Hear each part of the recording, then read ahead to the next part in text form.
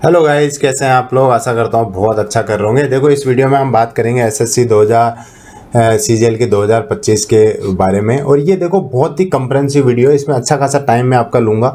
इसलिए अपनी सीट की पेटी बांध लो और आराम से बैठो और पेन कॉपी हाथ में ले लो। मोस्ट इंपॉर्टेंट चीज़ें जो मैं बता रहा हूँ उनको लिख के रखो और आपको कोई डर नहीं है। आराम से अगर एक साल आप प्रिपरेशन करते हो इसके हिसाब से, एक साल भर आप इसकी तैयारी कर लोगे तो आपको कोई नहीं रोक सकता एसएससी सीजीएल 2025 क्रैक करने से। ठीक है, थोड़ा सा मतलब सीजीएल 2024 पूरा नहीं हुआ उससे पहले इसलिए वीडियो बना रहा हूँ क्योंकि मेरा एक्सपीरियंस ये बोलता है कि लगभग एक साल आपको लगेंगे। अगर आप सीजीएल 2025 को टारगेट कर रहे हैं तो कहीं ना कहीं अभी से आपको शुरू करना पड़ेगा, क्योंकि अगर आप 25 को टारगेट कर रहे हैं मतलब 24 आपका अच्छा यहाँ पे नहीं जाने वाला। थोड़ा सा मेरे बारे में बता देता हूँ आपको शुरू करने से पहले। देखो, मेरा नाम शंकर शेषमा है, मोस्टली जानते हैं। मिस्टर टू टेल्स नाम से मेरा चैनल है। जीएसएन कस्टम इंस्पेक्टर हूँ अभी मैं दिल्ली जोन में। मेरे को 2 साल यहाँ पे हो चुके हैं। इससे पहले मैं दिल्ली पुलिस में था और 1 साल मैंने वहाँ पे ट्रेनिंग, 1 साल से कम समय मैंने बिताया दिल्ली पुलिस में। और मैं हिंदी मीडियम से पढ़ा लिखा हूँ और गवर्नमेंट स्कूल से मैं पास आउट हूँ। कैसे मैंने सब कुछ चीज़ें प्राइवेट जॉब के साथ मैंने करी, ये देखो इंट्रोडक्शन मैंने मोस्टली पुराने स्ट्रेटेजी वीडियो में दे रखा है, लेकिन 25 के जो एक्सपीरियंस है वो शायद मेरे को नहीं जाने। और मेरा एक ही मोटो रहता है, एक ही मेरे को गोल के साथ मैं आगे बढ़ता हूँ कि अभी मंजिल पर नज़र है, लोगों को बाद में देखेंगे। जो लोग कह रहे हैं कह लेने दो, लेकिन मेरे को भी पढ़ लेने दो। और यही मोटो के साथ हम अपना पूरा कुछ शुरू करेंगे। अब भी है अपना प्लान जो है, ये इस वीडियो को कौन देखें। सबसे पहले तो कंप्लीट बिगनर जिसको कुछ नहीं पता एसएससी के बारे में, सीजीएल के बारे में, उनको मैं बता देता हूँ। इसमें हम पैटर्न वगैरह डिस्कस नहीं करेंगे, जैसे मैं ओवरव्यू दे देता हूँ। प्रीलिम्स क्वालिफाइंग ओनली अपना, और मेंस के अंदर आपका 390 नंबर का पैटर्न है, तो उसमें आपको स्कोर जो आपका आता है वही मेरिट में होता है। और ये वाली चीज़ें आप देख लो। ये देखो, जो सीजीएल में बी ग्रेड का ऑफिसर बनेगा, जो 3 स्टार की जॉब यहाँ पे लेके जाएगा, और ये बेसिक चीज़ें ये आपको आनी चाहिए। ठीक है, इसमें कोई गलत बात नहीं है। रिपीटेटर भी ये स्ट्रेटेजी वीडियो देख सकते हैं दोबारा शुरू से स्टार्ट करने के लिए। ठीक है, इस वीडियो में हम बुक लिस्ट डिस्कस करेंगे सारी, हर सब्जेक्ट का, चारों का बुक लिस्ट के साथ कैसे स्टडी प्लान, स्ट्रेटेजी क्या होना चाहिए उसको पढ़ने का वो डिस्कस करेंगे। कैलकुलेशन स्पीड कैसे बढ़ा सकते हो आप, रिवीजन कैसे करना है, मॉक टेस्ट कैसे देना है। प्लस लास्ट में आपको बताऊंगा एक टेलीग्राम टारगेट सीरीज लेके आ रहे हैं 2025 के लिए, वो भी फ्री ऑफ कॉस्ट, तो वो आपको कैसे ज्वाइन करनी है ना। ये चीज़ आप पूरा डिस्कस करेंगे और बिगिनर टू एडवांस लेवल आपको कैसे जाना है ये बात आपको इसमें बताऊंगा मैं। आगे शुरू करते हैं। मेरे बारे में बता दिया है, ज़्यादा टाइम आपका वेस्ट नहीं करूँगा। जैसे मैं एज़ यूजुअल करता हूँ अपने वीडियो में, टाइम वेस्ट नहीं करता हूँ मतलब लोगों का। तो मैथ्स से स्टार्ट करेंगे, फिर हम रीजनिंग की बात करेंगे, फिर हम उसके बाद इंग्लिश की और फिर जीएस की बात करेंगे। 1 बाय 1 सब कुछ डिटेल में लेके चलेंगे। ये जो प्लान देख रहे हो ना आप, ये डिटेल प्लान है। इतना डिटेल में आपको शायद कोई समझाएगा नहीं। सबसे पहले देखो, मैथ्स में क्या होता है, जो इम्पोर्टेंट चीज़ होती है वो होती है थ्योरी। आपको सबसे पहले मैथ्स की थ्योरी कंप्लीट करनी है। मैथ्स की थ्योरी कंप्लीट करने के 3 तरीके हैं, या तो आप यूट्यूब से कर लो, बट आजकल लगभग सब कोई कोचिंग अफोर्ड कर सकता है तो आप कोचिंग ज्वाइन कर लो, या ऑनलाइन कोचिंग कर लो, ऑफलाइन कोचिंग कर लो। ये दोनों मोड है कोचिंग के। ठीक है, आप ये ज्वाइन करो। और सबसे इंपॉर्टेंट है कि आप थ्योरी कंप्लीट करो। सबसे पहले सबसे फॉरमोस्ट स्टेप मैथ्स में, आप थ्योरी अच्छी कमांड कर लेते हो तो आपकी मैथ्स बहुत अच्छी हो जाती है। क्योंकि मैथ्स की थ्योरी जब तक आपकी नहीं होगी, आपके बेसिक्स अच्छे नहीं होंगे, तब तक आपको हमेशा ही मैथ्स में दिक्कत रहेगी। जब आपकी थ्योरी कैसे करना है, कैसे आपको रिवीजन करना है, ये मैं आपको थोड़ा सा एक्सप्लेन कर देता हूँ। सबसे पहले क्या होता है, आपका टीचर एक थ्योरी में एक टॉपिक उठाएगा, कोई सा भी वो टॉपिक हो सकता है। जैसे मान लो कि परसेंटेज पढ़ा रहा है, टाइम एंड वर्क पढ़ा रहा है, कुछ भी मान लो, एक एग्जाम्पल के तौर पर एग्जाम्पल ही लेना है तो कुछ भी ले लो। थ्योरी में परसेंटेज उसने उठाया, उसके नोट्स आपको बनवा के देगा। टीचर जो नोट्स बनाएगा वो बहुत अच्छे से आपको लिखना है। एक एक कॉन्सेप्ट जो टीचर लिखवा रहा है उसको लिखना है अपने नोट्स में, क्योंकि आखिरी तक आपके नोट्स से मैथ्स में आपका साथ देने वाले हैं। उसके बाद जो क्लास में क्वेश्चंस करा रहा है टीचर, उसको अच्छे से आपको करना है। ठीक है, और कोशिश करना है उस टॉपिक के आपके PYQ बहुत अच्छे से आपने करे हो।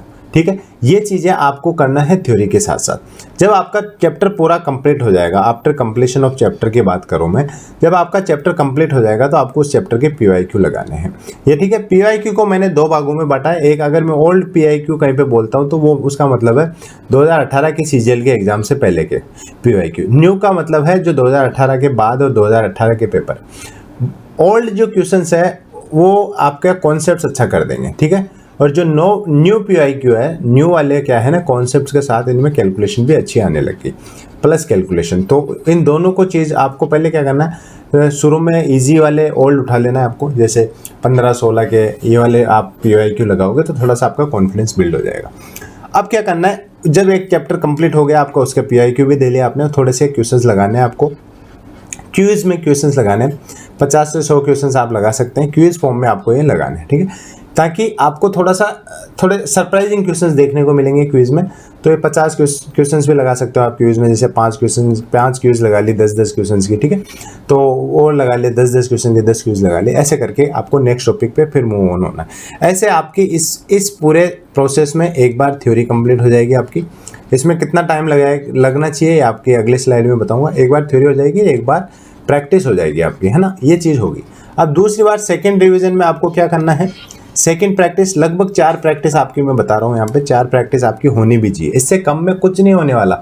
CGL में बहुत ज़्यादा कंपटीशन है, CGL एग्ज़ाम इज इजी, ये समझ लो आप चीज़ों को, CGL exam is easy, but जो इसका कंपटीशन है ना वो UPSC से भी भयंकर है। यहाँ पे जो 30-35 लाख स्टूडेंट्स बैठते हैं, 18 लाख तो कम से कम अपीयर होते हैं और पोस्ट आती है 10 से 20 हज़ार, है ना। तो आप देख लो जो कंपटीशन लेवल है ना बहुत ज़्यादा हाई है यहाँ पे। तो सेकंड डिवीजन में आपको क्या करना है, वही टॉपिक जो टीचर ने पढ़ाया आपके, सारा यहाँ पे कोर्स कंप्लीट हो चुका है, उसकी जो नोट्स की किताब आपकी उसको उठाना है, फॉर्मूलाज को अच्छे से रिवाइज करना है, PYQ करना है, कुछ ओल्ड फॉर कॉन्सेप्ट्स, कुछ न्यू फॉर स्पीड, एंड आपको इम्पोर्टेंट को कुछ मिलता है, आपको लगता है कि यार ये तो मैंने पहले भी लगाए थे अभी भी लगाए, लेकिन यार कुछ नया इंपॉर्टेंट मिला है, उसको उसको स्टार मार्क कर लेना है, ठीक है। सिंगल स्टार लिख लो, डबल स्टार लिख लो, फिर उसके बाद 12 में ट्रिपल लिख लो, that is up to you कि कैसे आपको अपना मार्केशन करना है, कैसे डिमार्केशन करना है उस चीज़ का, ठीक है। उसके बाद थर्ड डिवीजन में क्या करना है आपको, वैसे टॉपिक उठाना है, फॉर्मूलेज उसके रिवाइज करने हैं, ठीक है, और उसके बाद PYQ लगाना है, इस बार सिर्फ लेटेस्ट वाले 2019 से 2023 वाले PYQ आपको करने हैं, और सारे PYQ करना है, ये इंपॉर्टेंट चीज़ है यहाँ पे, सारे वाले PYQ यहाँ पे करने हैं आपको, ठीक है। इसमें भी कुछ इंपॉर्टेंट आपको लगता है कि यार ये कॉन्सेप्ट तो मेरे को नया मिला है, तो उसको स्टार मार्क कर के रखना है आपको। फोर्थ रिवीजन में क्या करना है आपको, वही हर बार फॉर्मूला रिवाइज यहाँ पे होना है। देखो 4 रिवीजन हो रहे हैं यहाँ पे, 4 में फॉर्मूला भी आपके रिवाइज हो रहे हैं, क्वेश्चंस भी रिवाइज हो रहे हैं, सब कुछ कर रहा हूँ। बिलीव मी गाइज, अगर आप ये फॉलो करते हो, है ना, रिलीजियसली, क्या बोलते हैं उसको, रिलीजियसली, आप सीरियसली इसको फॉलो करते हैं, डेडिकेशन के साथ फॉलो करते हैं, विदाउट एनी चीटिंग और चीटिंग विद सेल्फ, मेरे से तो क्या चीटिंग करोगे, I am already selected and मेरा तो ऐसा कुछ है नहीं कि इसमें नुकसान होने वाला हो आपके लिए। तो आपको अगर सीरियसली इसको फॉलो करते हो तो नोबडी कैन स्टॉप यू। मैं अपने एक्सपीरियंस के आधार पे बता सकता हूँ, 4 रिवीजन मैंने भी करे थे, और 4 से कम में कुछ होगा भी नहीं, ठीक है। 4 तो कम से कम आपके होने हैं, 5 मैक्सिमम, 3 मिनिमम, तो 4 तो आपका एवरेज में बता रहा हूँ आपको। इसमें फोर्थ रिवीजन में आपको ओनली स्टार मार्क आप यहाँ पे करके जाओ, ठीक है, जो यहाँ पे स्टार मार्क करे, यहाँ पे स्टार मार्क करे, वो वाले फोर्थ रिवीजन में करो, बिकॉज हर बार हम पूरा एकदम से मतलब कंप्लीट रिवीजन करेंगे ना, तो it is very time taking, तो आप नहीं कर पाओगे। तो थोड़ा थोड़ा यहाँ पे छोड़ते चलना है। और उसके बाद मॉक जो आप लगा रहे हो उसमें कुछ क्वेश्चंस आ रहे हैं, अच्छे कॉन्सेप्ट्स आ रहे हैं, तो उनकी एक एरर बुक बनानी है। नेक्स्ट पेज में बताता हूँ एरर बुक क्या है, उसको भी आपको रिवीजन करना है, 5th के साथ या 4th के साथ, दोनों के साथ 2 रिवीजन आपके इसके भी कर लेना है, ठीक है। अब next, moving to the next page. Timeline जो है मैथ्स को करने का, 6 महीने में आपकी थ्योरी कंप्लीट हो जानी चाहिए, which include 1 PIQ previous year question की जो प्रैक्टिस है वो भी आ गई इसमें, है ना, ठीक है।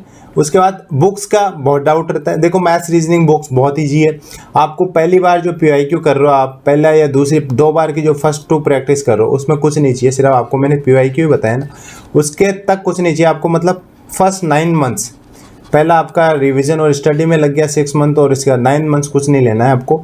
एक तो आपका जो थ्योरी के नोट्स बनाए बहुत इंपॉर्टेंट है।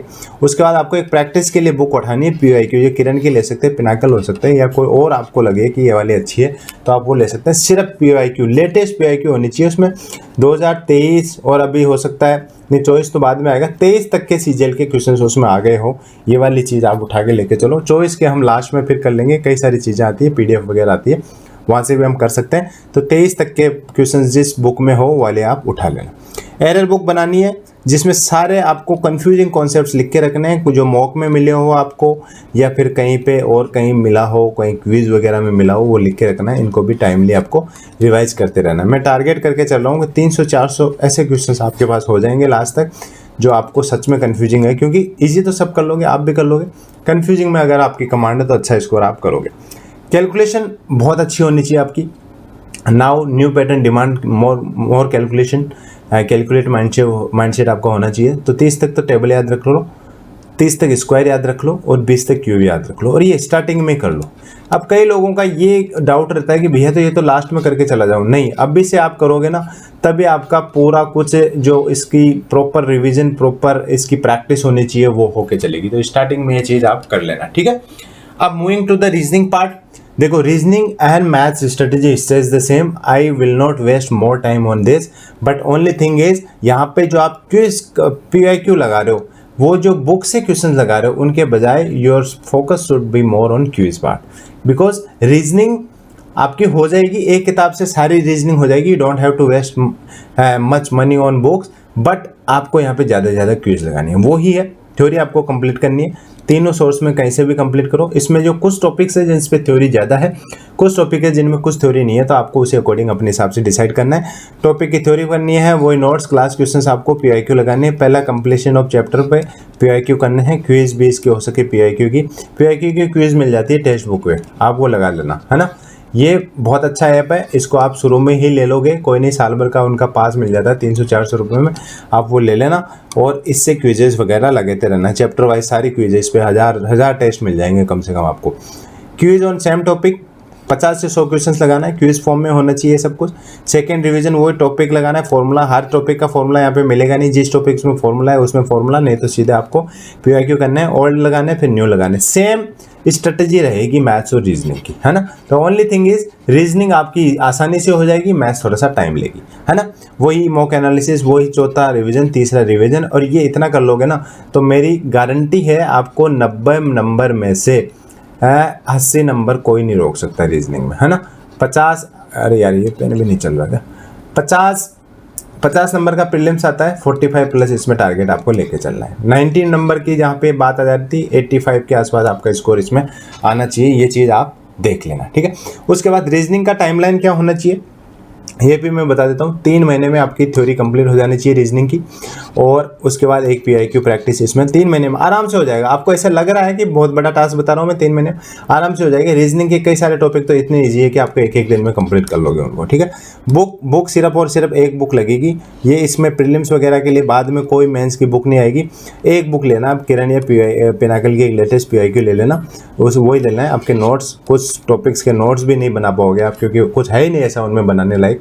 तो जिन टॉपिक से नोट्स बन रहे हैं उनके आपके नोट्स लिख के रखना है, और सारे शॉर्टकट लिख के रखना है, ठीक है। और जो टॉपिक्स है जैसे रीड, कोडिंग, डिकोडिंग, एनालॉजी, और उसके बाद क्या बोलते हैं ओड इवन, ये वाले टॉपिक्स हैं जिनकी ज़्यादा प्रैक्टिस मांगते हैं, जिसमें सबसे टफ रहता है मामला, जो ABCD का पे ऊपर आता है, नंबर्स के ऊपर आता है, नंबर सीरीज आ गया, है ना। ये वाले टॉपिक आपको ज़्यादा से ज़्यादा प्रैक्टिस करना है, और जहाँ पे शॉर्टकट है उनके शॉर्टकट आपको लिख के रखना है। ये वाली चीज़ आप कर लेना, ठीक है।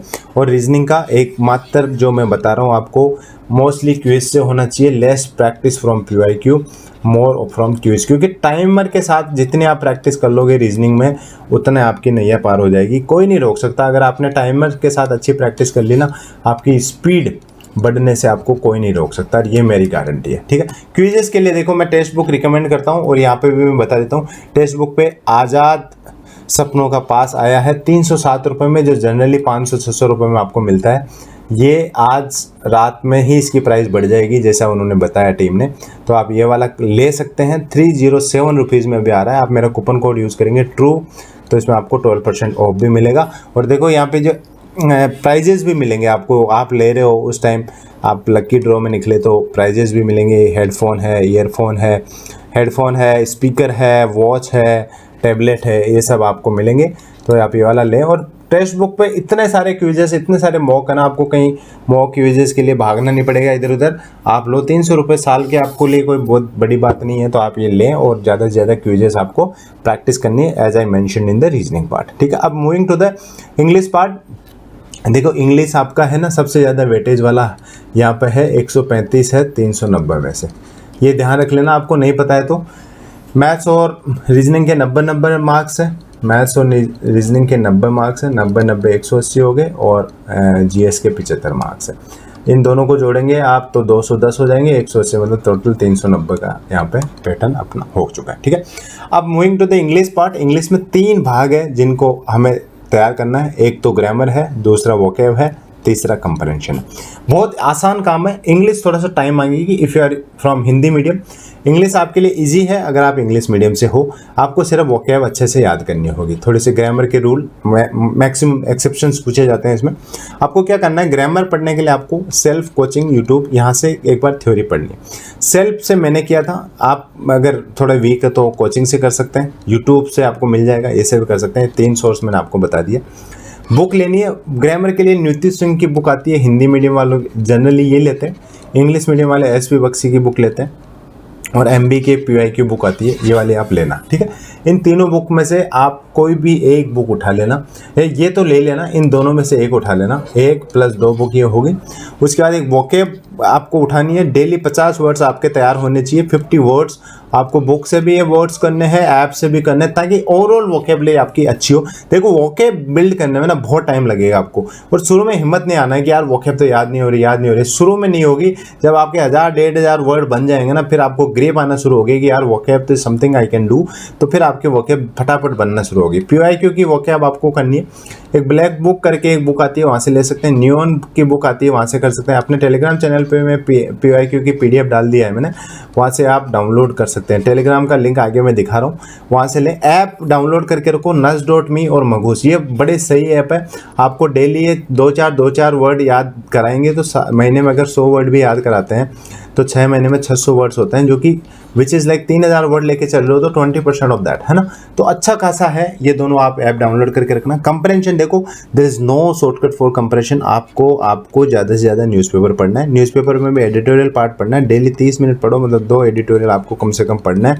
शुरू में इसकी वोकैब आपको टफ लगेगी तो यू कैन लीव, बट बाद में जब आपके 1000-2000 वर्ड याद हो गए तब इनकी वोकैब याद करना शुरू कर देना। इंडियन एक्सप्रेस से पढ़ सकते हो, द हिंदू से पढ़ सकते हो, चॉइस इज योर्स, बट आपको न्यूज़पेपर पढ़ना है, ठीक है। नोट्स बनाने इंपॉर्टेंट ग्रामर रूल के, बाकी आप चाहो तो लिख सकते हैं, सारे रूल भी लिख सकते हो।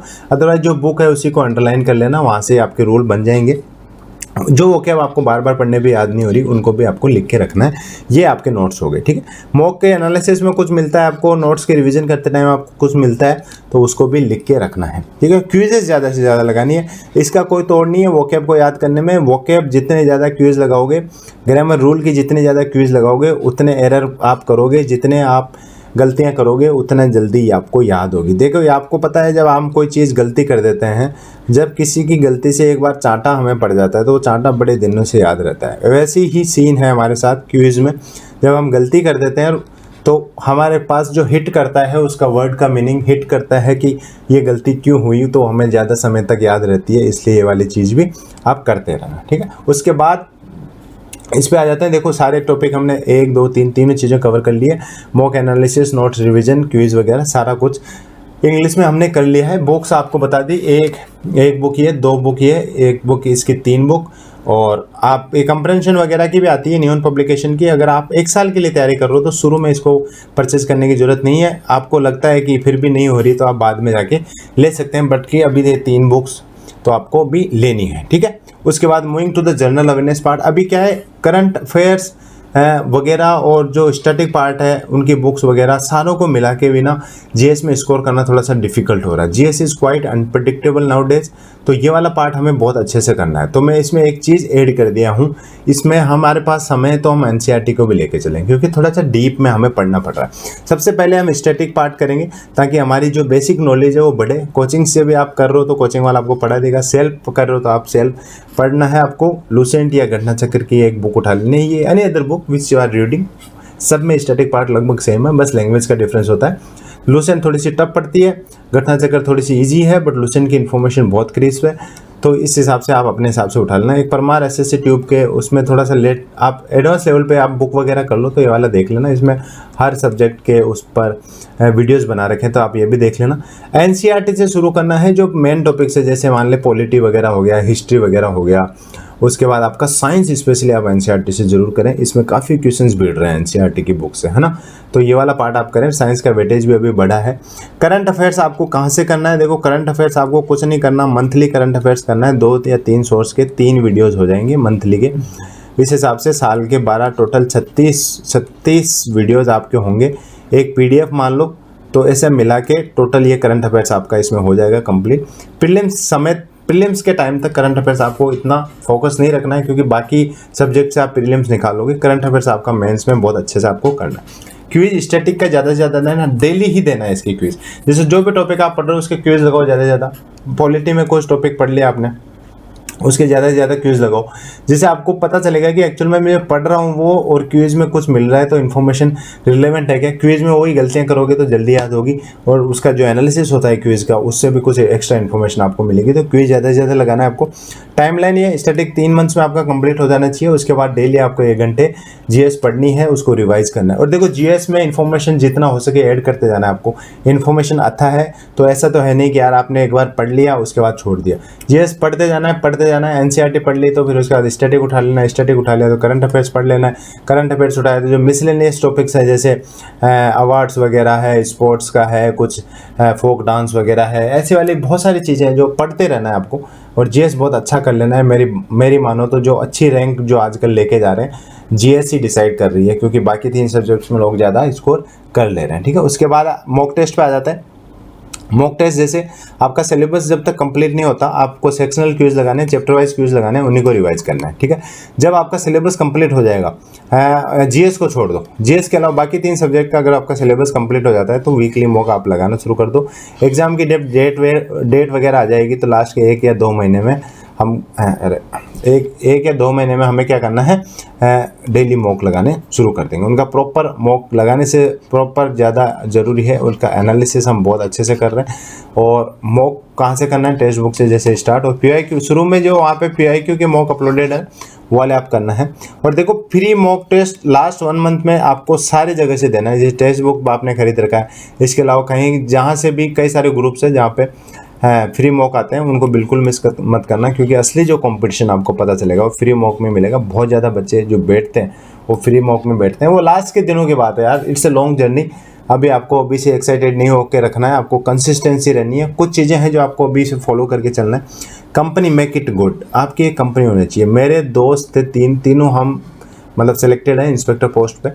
हमारी कंपनी बड़ी सही थी। हमने एक व्हाट्सएप ग्रुप बनाया था और उस ग्रुप पे हमारी प्रोग्रेस, हमारे हंसी मजाक या हमारे कुछ अच्छा सीखा है या अच्छा कुछ मिला है तो हम आपस में शेयर करते रहते थे, वो स्कोर भी शेयर करते रहते थे।